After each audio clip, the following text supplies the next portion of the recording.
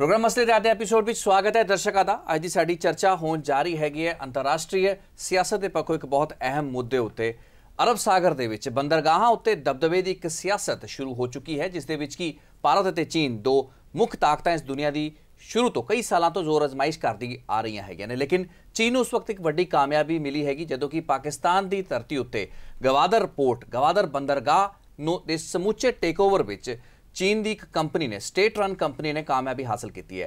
इसनूं भारत के रखिया मामलों तो काफ़ी चिंता का एक सबब मन्निया जा रहा है, समझा जा रहा है। भावें on the face value of it ये मामला एक तजारती रिश्तों का है, जिसके तहत कि पाकिस्तान और चीन अपने तजारती संबंधों के सुधार की गल कर रहे हैं।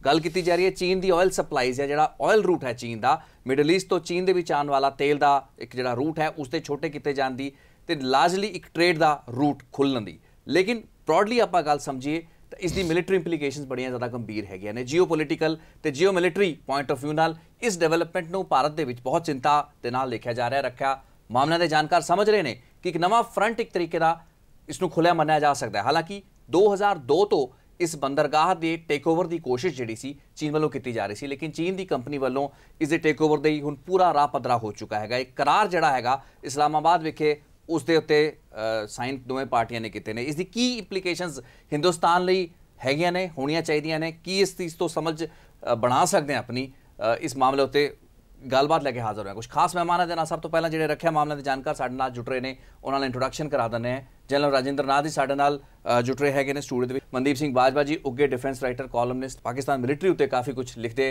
रहे हैं। बाजवा ब्रिगेडियर हरबंस सिंह जी साडे नाल एक बार फिर जुड़ रहे हैं, उगे कॉलमनिस्ट ते राइटर विक्रमजीत सिंह जी भी साडे नाल स्टूडियो में है। शुरुआत मनदीप सिंह बाजवा साहब थोड़े तो करना चाहांगा। On the face of it जिवें मैं पहला जिक्र कर चुके हैं, समझा ही जा रहा है कि चीन ने अपने लिए एक नवा ट्रेड कॉरीडोर खोलिया है। उसने मिडल ईस्ट तो चीन तक आने वाले जो ऑयल सप्लाई रूट है उसको थोड़ा छोटा किया है। पाकिस्तान के लिए दुनिया भर के नाल तजारत के रस्ते खोले हैं। ये चीज़ां ऑफिशियल स्टेटमेंट के सामने आ रही हैं। इस तो ज़्यादा कि डिफेंस परस्पैक्टिव तो चीज़ का बहुत गहरा मायना है। ये जरूर है। गल ये कि सिर्फ तजारत के मामले जो बड़ा ये मुद्दा अहम है, क्योंकि पाकिस्तान नूं बड़ी लोड़ है इस वे किसी तरह की विदेशी राशि की अपना तजारत वधाउण दी। चीन नूं जिस तरह तुसीं देखिया है अपना जो ऑयल सप्लाई रूट है जोड़ा उन्होंने घटाउण की लोड़ है। वो बाकी जोड़ा उन्हां दा जोड़ा एक जोड़ा ऑयल सप्लाई का रूट है ट्रेड रूट है बड़ा वलनरेबल सीगा। साडी लंबी कोस्ट लाइन के नाल रूट जांदा सीगा। कुछ चौक पॉइंट्स आउंदे ने मलाका स्ट्रेट्स दे हवाले नाल।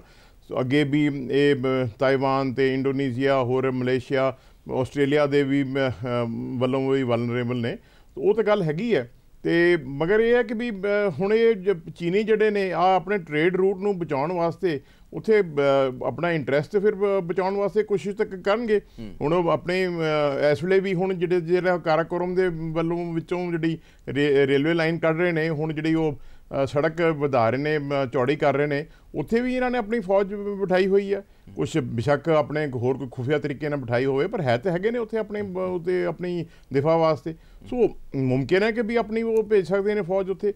उसके अलावा पाकिस्तान नूं अगला के तगड़ा तो करनगे, वो मदद देणगे, होर हर तरह की रसद देणगे, उन्हां दी इमदाद करनगे। सो ये जिहड़ा है ना सानूं इस चीज़ का बड़ा ये तशवीशनाक चीज़ है। तो इसनूं बड़ा गौर करने की लोड़ हैगी। जनरल राजेंद्र नाथ बंदरगाहां नूं डेवलप करने की लोड़ हर एक मुल्क की हुंदी है, खास करके वो मुल्क पाकिस्तान श्रीलंका म्यांमार वर्गे मुल्क जो कि गरीब मुल्क है, इन्हां कोल अपने संसाधन नहीं है अपने बंदरगाहां नूं मजबूत करन दे। लेकिन असीं वेख्या है भी पूरे अरब सागर दे विच हिंदुस्तान के खासकर अरब सागर दे विच इंडियन जिहड़ी कोस्ट लाइन है उसनूं सराउंड करने वाले लगभग 3-4 बंदरगाहां उत्ते चीन की इस किस्म की प्रेजेंस है। चाहे गल फिर वो चिटगोंग की होवे या फिर होर ऐसे बंदरगाह जो कि श्रीलंका दे विच अपग्रेडेशन लई या समूचे तौर पर विकसित करने लई चीन लै रहा है। सो कुल मिला के बंदरगाहां दे उत्ते दबदबे की राजनीति दे जरिए आप समझते भी नहीं मिलिटरी जिहड़ी प्रावस है उसनूं स्थापित करने की कोशिश हैगी है। इसनूं उस आसपैक्ट तो परोखे करके वक् करके नहीं वेख्या जाना चाहिए है, देखा जा सकता। मेरे ख्याल से सानूं चाइनीज़ की स्ट्रैटजी समझने की कोशिश करनी चाहिए है। China world which number 2 power है।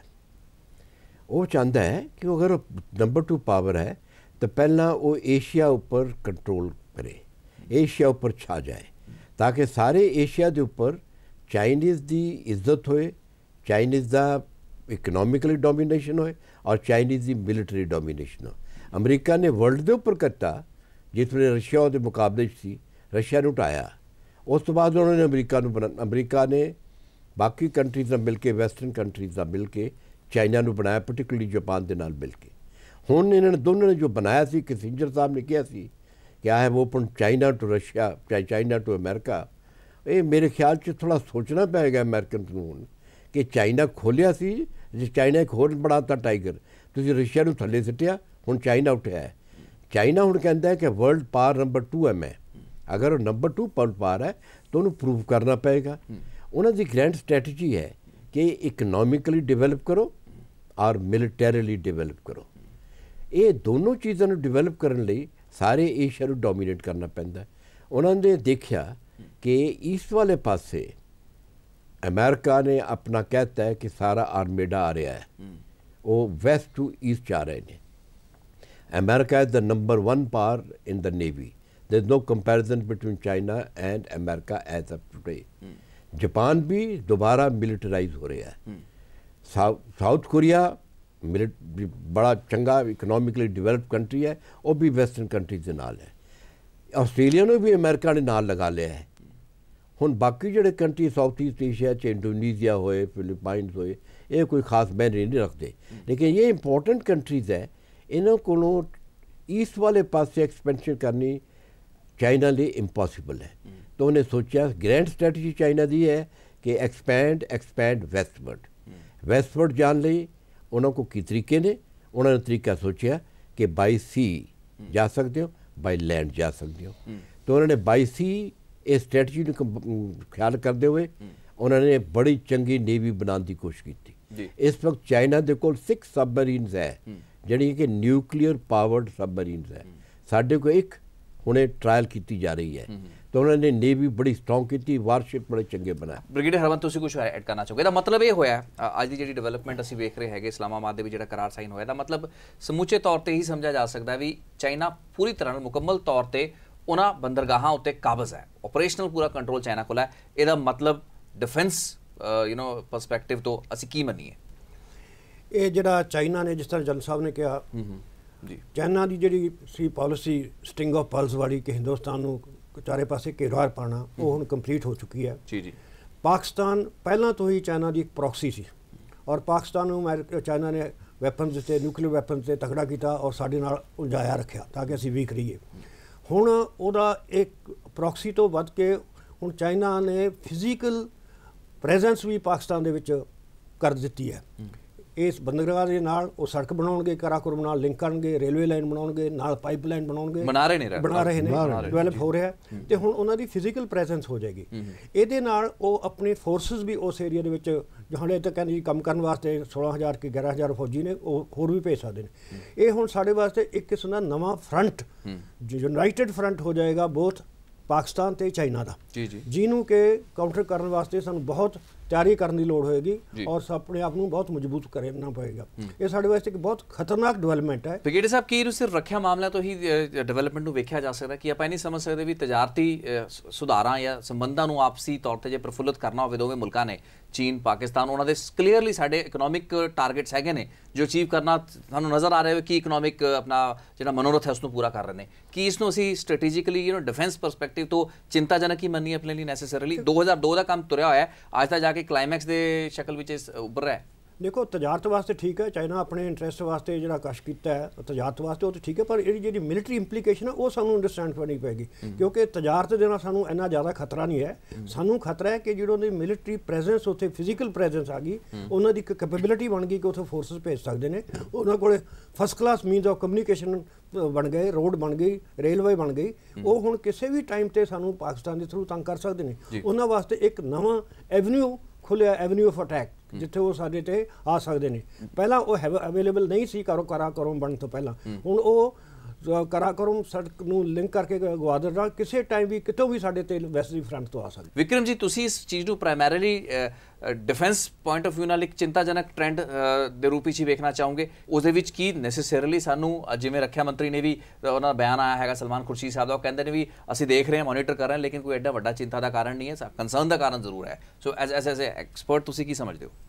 I think India, which there is a bit of double thinking on it, maybe it's political strategy, government ਸਾਡੇ ਜਿਹੜੇ ਰੱਖਿਆ ਮੰਤਰੀ ਮਿਸਟਰ ਐਂਟਨੀ ਨੇ ਉਹਨਾਂ ਨੇ ਬੈਂਗਲੌਰ ਵਿੱਚ ਬੜਾ ਕੈਟੇਗੋਰਿਕਲੀ ਕਿਹਾ ਕਿ it's of deep concern to India Gwadar port ਜੋ ਚਾਈਨਾ ਨੂੰ ਦੇ ਰਹੇ ਹੈ। ਪਰ ਉਹਨਾਂ ਦੀ ਸਟੇਟਮੈਂਟ ਨੂੰ ਥੋੜਾ ਜਿਹਾ ਸੌਫਟਨ ਕੀਤਾ ਜਾਂ ਕਾਈਂਡ ਆਫ ਕੰਟਰਡਿਕਟ ਕੀਤਾ ਸਲਮਾਨ ਖੁਰਸ਼ੀਦ ਨੇ, ਸੇਇੰਗ ਕਿ ਇਹਨਾਂ ਸਾਨੂੰ ਓਵਰ ਰਿਐਕਟ ਨਹੀਂ ਕਰਨਾ ਚਾਹੀਦਾ to this development, you know there is a delegate balance ਜਿਹੜਾ ਸਾਡੇ ਰੀਜਨ ਵਿੱਚ ਹੈਗਾ, ਤਾਂ ਇੰਨਾ ਸਾਨੂੰ ਐਕਸਾਈਟਮੈਂਟ ਨਹੀਂ ਕਰਨੀ ਚਾਹੀਦੀ। But I think you know these ਇਹ ਜਿਹੜੀ ਲੌਂਗ ਟਰਮ ਸਟ੍ਰੈਟੇਜਿਕ ਡਿਵੈਲਪਮੈਂਟ ਜਿਹੜੀ ਚਾਈਨਾ ਕਰ ਰਹੀ ਹੈ ਪਾਕਿਸਤਾਨ ਦੇ ਨਾਲ, ਇਹ ਵੀ should not take it lightly, ਕਿਉਂਕਿ ਇਹਨੂੰ ਅਗਰ ਅਸੀਂ ਕਾਊਂਟਰ ਕਰਨਾ ਤਾਂ ਇਹ ਓਵਰਨਾਈਟ ਕਾਊਂਟਰ ਨਹੀਂ ਹੋਏਗਾ, ਕਿਉਂਕਿ ਚਾਈਨਾ ਬੜੇ ਸਾਲਾਂ ਤੋਂ ਇੱਕ ਸਟ੍ਰੈਟਜੀ ਬਣਾ ਰਿਹਾ ਤੇ ਇਹ ਨਹੀਂ ਕਿ ਅਸੀਂ ਚਲੋ 1-2 ਸਾਲ ਬਾਅਦ ਉੱਠ ਕੇ ਕਰ ਲਾਂਗੇ, ਵੀ ਵਿਲ ਕਾਊਂਟਰ ਇਟ। ਇਹ ਬੜੀ ਲੌਂਗ ਟਰਮ ਇਹਦੀ ਕਾਊਂਟਰ ਕਰਨ ਦੀ ਜ਼ਰੂਰਤ ਹੈ। ਸੋ ਅੱਛਾ, ਦੂਜਾ ਪੁਆਇੰਟ ਆਈ ਥਿੰਕ ਸਾਡੇ ਜਿਹੜੇ army chief general Bikram Singh ਨੇ, ਉਹਨਾਂ ਦੀ ਸਟੇਟਮੈਂਟਸ ਇਹ ਤੇ ਬੜੀ ਅਜੀਬ ਕਿਸਮ ਦੀਆਂ ਨੇ। ਉਹ ਆਉਂਦੇ ਸਾਰ ਕਹਿਣ ਲੱਗੇ ਜੀ ਚਾਈਨਾ ਨਾਲ ਤੇ ਸਾਨੂੰ ਕੋਈ ਥ੍ਰੈਟ ਨਹੀਂ ਹੈਗਾ, ਚਾਈਨਾ ਨਾਲ ਸਾਡੇ ਰਿਲੇਸ਼ਨ ਬੜੇ ਐਬਸੋਲੂਟਲੀ ਪਰਫੈਕਟ, ਇਹ ਵੀ ਇਹਨਾਂ ਨੇ ਇੱਕ ਸਟੇਟਮੈਂਟ ਦਿੱਤੀ ਸੀ। ਸੋ ਜਦ defence minister is alarmed, he is openly saying it, army chief ਕੁਝ ਹੋਰ ਕਹਿ ਰਹੇ ਨੇ। So that shows कि government of India is not that rattled by this development. और ਉਹਦੇ political reasons ਇਹ ਹੋ ਸਕਦੇ ਨੇ ਕਿ ਜਿਸ ਤਰ੍ਹਾਂ ਸਾਡੇ defense budget with cuts ਹੋਏ ਨੇ ਕਿ government of India at this point of time is only thinking of putting in money for big budgets like food security bill 1,20,000 crore. They are not really bothered about countering defense threats to India in the form of Pakistan and China. You know ਦੇ ਇਹਨਾਂ ਨੇ ਜ਼ਿਆਦਾ ਇਹਨਾਂ ਨੂੰ ਨਰੇਗਾ ਔਰ ਇਹਦੇ ਜ਼ਿਆਦਾ ਸੁਝ ਰਹੀ ਹੈ। ਸੋ ਆਰਮੀ ਚੀਫ ਦੀ ਸਟੇਟਮੈਂਟ ਜਿਹੜੀਆਂ ਆਉਣਗੀਆਂ, it will help the government of India cover over this threat which is coming in the future from China. Secondly, China, it's not only defense. Pakistan ਨੂੰ ਵੀ ਗਵਾਡਾਰ ਪੋਰਟ ਦਾ ਸਟ੍ਰੈਟੇਜਿਕ ਔਰ security importance ਬਹੁਤ ਹੈ, ਕਿਉਂਕਿ Karachi, remember 1971 ਵਾਰ ਵਿੱਚ ਕਰਾਚੀ ਨੂੰ India ਨੇ ਕਾਫੀ ਬਲੋਕੇਡ ਕਰ ਲਿਆ ਸੀਗਾ, but Gwadar port is much further away to the west, and it gives a lot of protection from Indian threat. So Pakistan ਨੂੰ ਵੀ ਇਹਦਾ ਬਹੁਤ ਸਿਕਿਉਰਿਟੀ ਫਾਇਦਾ ਉਹਦਾ। ਥਰਡਲੀ, ਚਾਈਨਾ ਦੀ ਜਿਹੜੀ ਇਕਨੋਮਿਕ ਸਟ੍ਰੈਟਜੀ ਹੈ, ਉਹ ਸਟ੍ਰੈਟੇਜਿਕ ਐਸੈਟਸ ਨੂੰ ਬੜੀ ਬਿਊਟੀਫੁਲੀ ਕਨਵਰਟ ਕਰ ਲੈਂਦਾ into great economic advantages, which China is an expert at, and with Pakistan it is doing it very well now in Gwadar. Chinese army and Chinese engineers are present in Pakistan occupied Kashmir, where they are building infrastructure projects for Pakistan, in Gilgit-Baltistan also. So I think ਜਿਹੜੀ Gwadar port ਹੈ, it can be looked at from various aspects, including China's energy security. China is going to be demanding very high energy requirements for its building economy in the next 10-20 years. So this kind of Gwadar port is going to help China build up its economic development very fast. And we are having you know, don't see much of economic future with 5%. ਬਿਲਕੁਲ ਤੁਹਾਡੀ ਗੱਲ ਠੀਕ ਹੈਗੀ, ਤੇ ਅਸੀਂ ਦੋ ਚੀਜ਼ਾਂ ਵੇਖ ਰਹੇ ਹੈਗੇ ਨੇ। ਇੱਕ ਤਾਂ ਚੀਨ ਦੀ ਆਪਣੀ ਜਿਹੜੀ ਜਿਵੇਂ ਗੱਲ ਕੀਤੀ ਐਨਰਜੀ ਰਿਕੁਆਇਰਮੈਂਟ ਹੈਗੀ ਆ, ਉਹਨਾਂ ਨੂੰ ਫਿਊਲ ਚਾਹੀਦਾ ਹੈਗਾ, ਮਿਡਲ ਈਸਟ ਤੋਂ ਉਹਨਾਂ ਨੇ ਫਿਊਲ ਇੰਪੋਰਟ ਕਰਨਾ ਹੁੰਦਾ ਹੈਗਾ, ਜਿਸ ਦੇ ਵਿੱਚ ਕਿ ਇੱਕ ਰੂਟ ਨੂੰ ਉਹਨਾਂ ਨੇ ਛੋਟਾ ਕਰਨ ਵਿੱਚ ਕਾਮਯਾਬੀ ਹਾਸਲ ਕੀਤੀ ਹੈ। ਇਕਨੋਮਿਕ ਆਪਣੀ ਜਿਹੜੀ ਨੀਤੀ ਹੈ ਉਸਨੂੰ ਕਿਤੇ ਨਾ ਕਿਤੇ ਆਪਣੀ ਡਿਫੈਂਸ ਨੀਤੀ ਦੇ ਨਾਲ ਇੱਕ ਸਮਾਵੇਸ਼ ਕਰਕੇ ਤੁਰ ਰਹੇ ਨੇ। ਲੇਕਿਨ ਐਸਾ ਨਹੀਂ ਹੈ ਕਿ ਇਹ ਜਿਹੜਾ ਗਵਾਦਰ ਪੋਰਟ ਦਾ ਚਾਈਨੀਜ਼ ਟੇਕ ਓਵਰ ਹੈਗਾ ਜਾਂ ਚਾਈਨੀਜ਼ ਕੰਪਨੀ ਵੱਲੋਂ ਟੇਕ ਓਵਰ ਹੈਗਾ ਆਪਰੇਸ਼ਨਲ ਲੈਵਲ ਦੇ ਉੱਤੇ, ਉਸਨੂੰ ਅੱਜ ਹੀ ਉਸਦੇ ਉੱਤੇ ਗੌਰ ਕੀਤਾ ਗਿਆ ਹੈਗਾ ਹਿੰਦੁਸਤਾਨ ਵੱਲੋਂ। ਉਸ ਵਕਤ ਜਦ 2002 ਦੇ ਵਿੱਚ ਇਹ ਪ੍ਰੋਜੈਕਟ ਸ਼ੁਰੂ ਕੀਤਾ ਗਿਆ ਸੀ, ਉਸ ਵਕਤ ਇੰਡੀਆ ਨੇ ਵੀ ਇੱਕ ਪੈਰਲਲ ਪੋਰਟ ਦੀ ਡਿਵੈਲਪਮੈਂਟ ਇਰਾਨ ਦੇ ਵਿੱਚ ਸ਼ੁਰੂ ਕੀਤੀ ਸੀ। ਉਸ ਉੱਤੇ ਵੀ ਕੁਝ ਗੱਲਬਾਤ ਕਰਾਂਗੇ ਤੇ ਕਿੰਨਾ ਕਿ ਇੰਪੋਰਟੈਂਟ ਹੋ ਸਕਦਾ ਇਸ ਕਿਸਮ ਦੀ ਗੱਲਾਂ ਬਾਤਾਂ, ਕਿਉਂਕਿ ਕੁੱਲ ਮਿਲਾ ਕੇ ਜਿਹੜੀ ਪੂਰੀ ਲੜਾਈ ਹੈਗੀ ਉਹ ਅਰਬ ਸਾਗਰ ਦੇ ਵਿੱਚ ਇਸ ਕਿਸਮ ਦੇ ਬੰਦਰਗਾਹਾਂ ਦੇ ਉੱਤੇ ਆਪਣਾ ਦਬਦਬਾ ਜਮਾ ਕੇ ਕਿਤੇ ਨਾ ਕਿਤੇ ਆਪਣਾ ਬੇਸ ਮਜ਼ਬੂਤ ਕਰਨ ਦੀ ਹੈਗੀ ਹੈ। ਤੇ ਉਹਦੇ ਵਿੱਚ ਉਹ ਮੁਲਕਾਂ ਜਿਨ੍ਹਾਂ ਦੇ ਬੰਦਰਗਾਹਾਂ ਉੱਤੇ ਉਹਨਾਂ ਦਾ ਆਪਰੇਸ਼ਨ ਕੰਟਰੋਲ ਆਪਣੇ ਹੱਥ 'ਚ ਲੈਣ ਦੀ ਪੂਰੀ ਗੱਲਬਾਤ ਹੈ, ਉਹ ਕਿੱਡੇ ਇੱਕ ਵੱਡਾ ਰੋਲ ਅਦਾ ਕਰਦੇ ਨੇ। ਉਹ ਕੁਝ ਕੰਸਰਨਸ ਹੈ ਜੋ ਕਿ ਹੋਰ ਅੱਗੇ ਇਲੈਬੋਰੇਟ ਤਰੀਕੇ ਨਾਲ ਡਿਸਕਸ ਕਰਾਂਗੇ ਪ੍ਰੋਗਰਾਮ ਦੇ ਅਗਲੇ ਹਿੱਸੇ ਵਿੱਚ। ਬ੍ਰੇਕ ਤੋਂ ਬਾਅਦ